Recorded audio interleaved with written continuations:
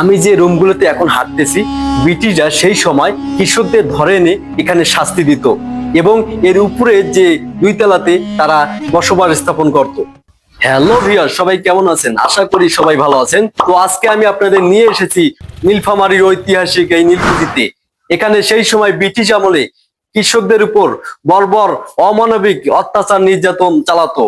নীল চাষের জন্য তারা বাধ্য করত এবং কৃষকরা যদি এতে অস্বীকৃতি জানাতো তাহলে কৃষকদের এখানে এনে লটকিয়ে রাখতো। এখানকার এক একটি ইট সেই আর্তনাদের সাক্ষী। নীলফামারীর নীলকুঠি এটা শুধু একটি পুরনো বাড়ি নয়, এটি একটি ভয়ানক ইতিহাসের জ্যান্ত সাক্ষী। 1800 সালের দিকে ব্রিটিশরা তৈরি করে এই কুঠি। উদ্দেশ্য, বাঙালি কৃষকদের দিয়ে জোর করে করানো হতো নীল চাষ।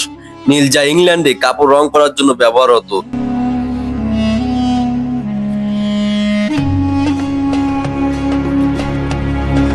যারা যারা রাজি হতো না তাদের আনা হতো এই কুটির ভিতরে। নাম ছিল টর্চার সেল।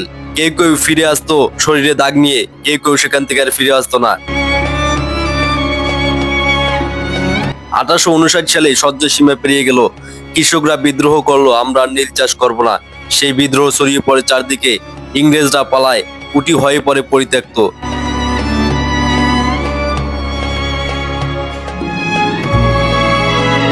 এই নীলকুঠির ইতিহাস থেকেই জন্ম নেয় নীলফামারীর।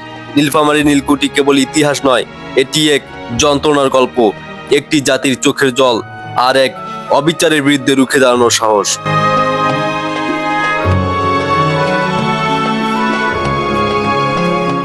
150 বছরের পুরনো এই নীলকুঠি আজ প্রায় ধ্বংসপ্রাপ্ত।